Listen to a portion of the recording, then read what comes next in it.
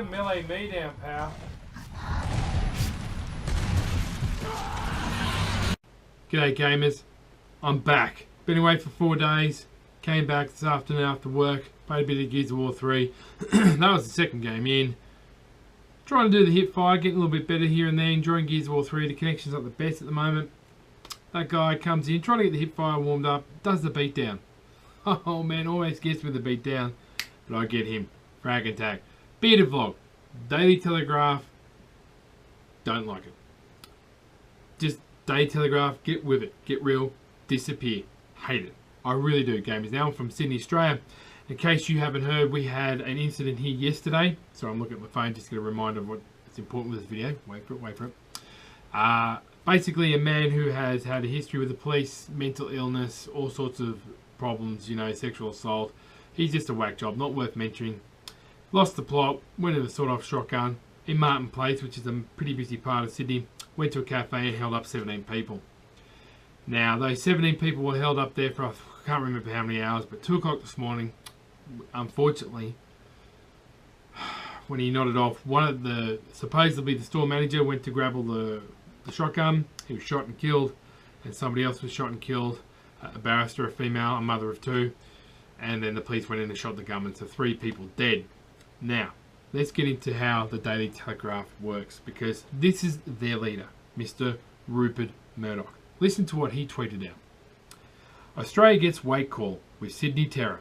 Full stop. Only Daily Telegraph caught the bloody outcome at 2 AM. Congrats. There we go. So that's congrats. Where is sorry for the loss, for the wounded, for the stress, and what it costs? No, the Daily Telegraph was there to capture the bloody outcome. This is the same paper that pretty much after 3 to 4 hours in, they've already came up with the title. ISIS has already taken over Sydney or attacked Sydney. I don't really read the paper. It wasn't ISIS. It's a whack job. He's not even really a Muslim. He calls himself a Muslim cleric. He's not. 90% of Muslims, they don't. I know Muslims. You know Muslims. They're not like this guy. They don't go into a linked cafe and make their, you know, their words known by that way. And it's disgusting, this paper, and including the guy who owns it, doesn't even apologise and say my heart and thoughts goes out to those all involved and the family and loved ones. So close to Christmas. No, he goes, we were there to capture the bloody outcome. On you, Rupert. What a top bloke you are. I hope you have a slow and painful death.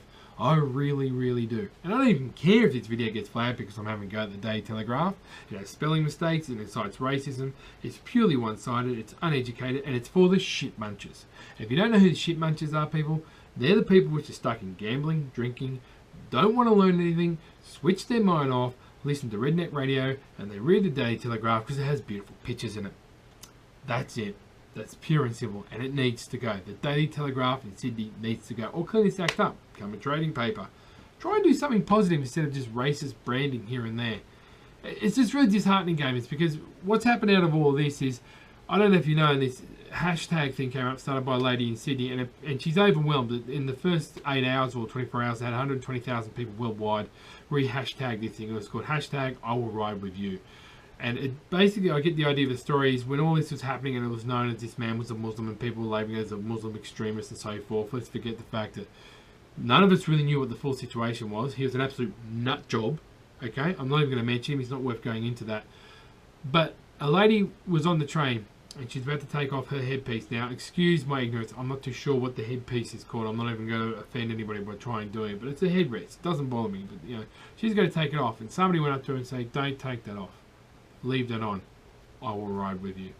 And that just made a very emotional thing here in Sydney, because the one thing the Daily Telegraph would like you to know is, or would like you to think is, we're all racist. It wants to incite it like the Cronulla riots here many years ago. Well, Sydneysiders have learned from that, and we are far from being racist. I have Muslim friends here and overseas, and people I admire greatly. And I don't care what their religion is, because you know what? They don't enforce it on me, and they don't care what my religion is, or I don't have one.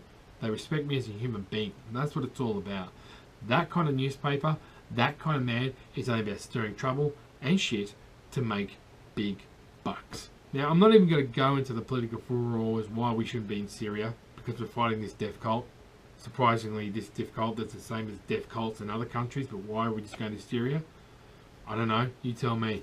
But at the end of the day, This is what's happening. Be mindful of the media. Look into yourself. The information's all there. You just got to read it and decipher it yourself. And yes, some images are graphic, and yes, they're uncomfortable. But do not fall into the trap of being racist or listening to the Daily Telegraph. It's only good for sport and horoscopes if you're into horoscopes. That's the only political message you're going to get here, gamers. It's a short and sweet little video today. Hope you enjoyed the clip. My thoughts and prayers are for the loved ones that were lost and everybody who was involved and distressed and hurt by what happened in Sydney the other day. It really has affected Sydney. I was flying back from Queensland last night, and I was proud to see that we had at least about 10 people from the Muslim religion on this plane, and not one of us in the whole plane felt threatened by them whatsoever. And we flew into Sydney, no dramas, like there was nothing. Be wary of papers like that will incite the anger and the hate and the fuel just to make a great story. Frag and tag. Be good to those that own you. Always keep it positive. If you see anybody being bullied or discriminated against any way, shape or form on public transport, here or abroad, whatever, stand up and stand with them. Frag and tag. I'll catch you mofos later. Gosh, I should trim my beard. I really should, shouldn't I? Yep.